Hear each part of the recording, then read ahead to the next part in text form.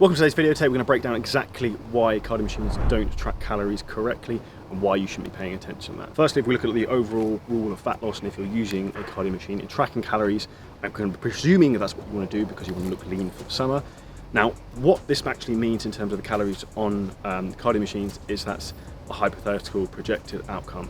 What I'd actually suggest that everyone does is you focus not on the calories when you're doing your cardio, you focus on keeping the time consistent and the resistance level consistent, and you keep that as a consistent barometer over your training and scale that up or scale that down depending on your goals, not focusing on the calories. One really important thing to also remember is that one cross trainer is going to be different to another cross trainer in terms of the amount of calories it's going to say you've burned on per session, per minute, per 30 minutes. Now, if we break it down, look at the Stairmaster first, which is probably my favorite cardio machine to use in terms of a higher intensity exercise, provided you don't hold onto the handles, which is a huge mistake. Now, in terms of the amount that this actually overestimates in terms of calories, the Stairmaster overestimates calories by 12%. Now, Stairmaster is a really good exercise to use because it actually forces you to use your body weight and you can't cheat too much. So this is a really good one. Next one we're going to go into and talk about is the cross trainer, which is actually probably my favorite one I use the most because it has the less impact on the joints because there's no foot strike and the foot is placed.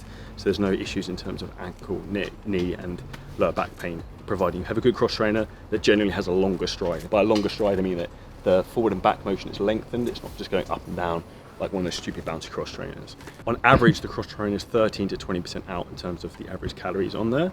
And also one particular thing before we go into the treadmill I think is important to remember is that all of these machines are going to be estimates. So even if you put your body weight into them, they're not going to be the same body composition, say for example, for someone else as it is for me. So for example, I'm 90 kilos, I'm very, very lean. Me at 90 kilos, I'm probably going to burn more calories than someone who's fat at 90 kilos because I have more muscle mass and have a higher basal metabolic rate, which is how many calories my body basically burns. The more muscle you have, the more calories you're going to burn as you move because muscles burn calories when they contract. The treadmill out on average tends to be 15-16% out in terms of calories burned. So take home message for this video is when you're doing cardio and you're planning your training programming, don't focus on total calories burned. Don't look at your Apple Watch in terms of how many calories burned because that's not very accurate either. Just focus on the duration of the cardio you're doing and also the intensity. By the intensity, you can do the level of the machine, how quickly you're walking, or even using like a heart rate monitor to track your heart rate in terms of how hard you're pushing yourself.